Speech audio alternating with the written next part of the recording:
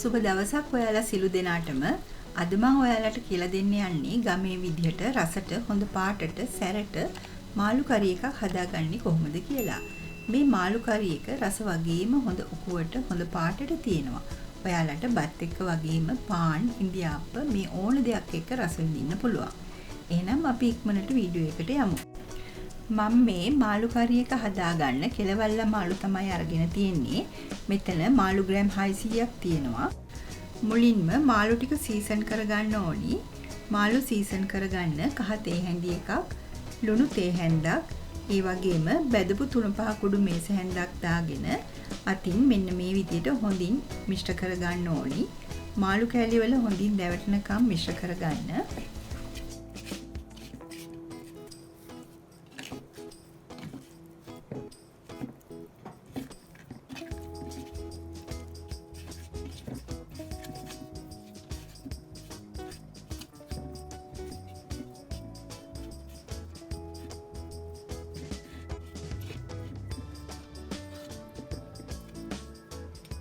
දැන් පොල් තෙල් මේස හැන්දකුත් දාගෙන හොඳින් මිශ්‍ර කරලා විනාඩි 30ක් සීසන් වෙන්න තියාගන්න.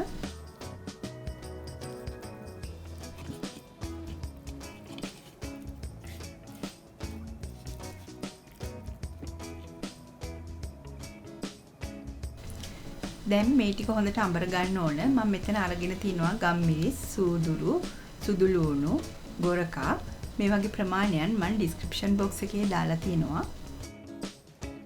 දැන් මම ලුණු ගෙඩියක් මේ විදිහට සිහින්ව කපා ගන්නවා.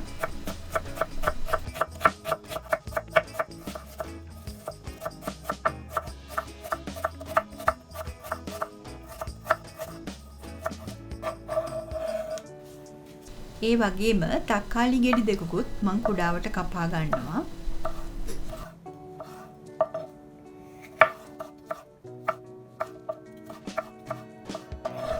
මම මේ මාළු කරි එකට කොච්චි ටිකක් දාගන්නවා.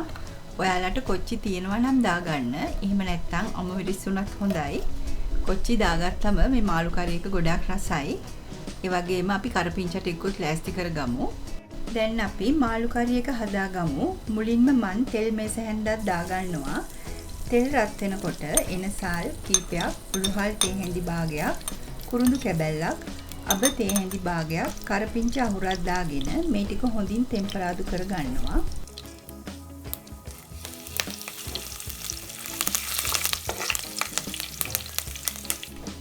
ඊළඟට අපි ගොරකා, ගම්මිරිස්, සුදු ලුණු, සූදුරු එහෙම දාලා අඹරගත්ත පේස්ට් එක එකතු කරගන්නවා. මේ ටික හොඳට තෙලේ ටෙම්පරාදු කරගන්න ඕන. මේ වෙලාවේ හොඳ සුවඳක් එනවා. ඊළඟට මම මිරිස් කුඩු මේස හැඳි දෙකක් දාගන්නවා. බැදපු 3-5 කුඩු මේස හැන්දකුත් දාගන්නවා. ඔයාලගේ රස අනුව මිරිස් කුඩු අඩු වැඩි කරගන්න. දැන් මේ ටික හොඳට මිශ්‍ර කරගන්න ඕනේ. ඊළඟට සිහින්ව කපාගත් ලුණු ටික එකතු කරගෙන අපි මේ විදිහට මිශ්‍ර කරගමු.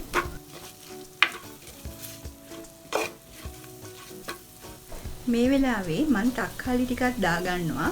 දැන් හොඳින් මිශ්‍ර කරගෙන ඊළඟට කොච්චිමිරිස් ටිකක් එකතු කරගන්නවා.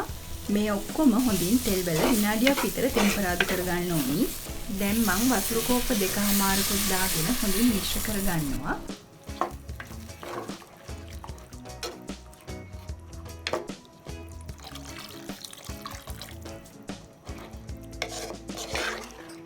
මේ වෙලාවේ මම ලුණු තේ හැන්දකුත් දාගන්නවා. ඔයාලගේ රස අනුව ලුණු එකතු කරගන්න. අපි දැන් ග්‍රේවි එක උකු වෙනකල් පියනින් වහලා විනාඩි 2-3ක් විතර උයාගමු. මේ වෙලාවේ ගින්දර ටිකක් වැඩි කරගන්න. දැන් ඔයාලට පේනවනේ හොද්ද හොඳට උතුරනවා. දැන් තමයි සීසන් කරගත්ත මාළු ටික දාගන්න ඕනි වෙලාව. මම දැන් මාළු ටික එකතු කරගන්නවා. දැන් ලිපේ ගින්දර අඩු කරලා විනාඩි 15ක් විතර උයාගමු.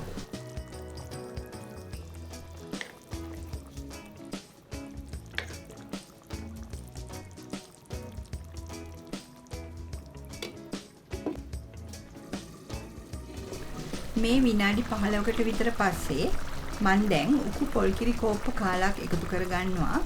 මේ වෙලාවේ රස බලලා ලුණු මදි නම් දාගන්න පුළුවන්.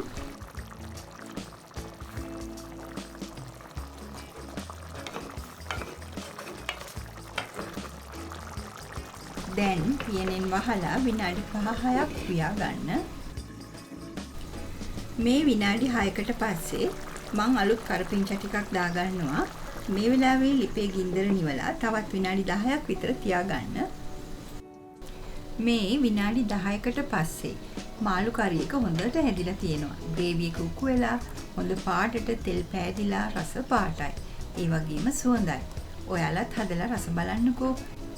ඉතින් මගේ මේ වීඩියෝ එකට කැමති නම් ලයික් කරලා, ෂෙයා කරලා ඔයාගේ වටිනා අදහස් පහලින් දක්වන්න. ඒ වගේම මම සබ්ස්ක්‍රයිබ් කරලා නැත්නම් සබ්ස්ක්‍රයිබ් කරන්න අමතක කරන්නත් එපා. නැවතත් මම මෙවැනිම රසවත් වීඩියෝ එකක් අරගෙන ඔයාලව හමු වෙන්නම්. මගේ මේ වීඩියෝ නරඹපු ඔයාලා සියලු දෙනාටම බොහොම ස්තුතියි.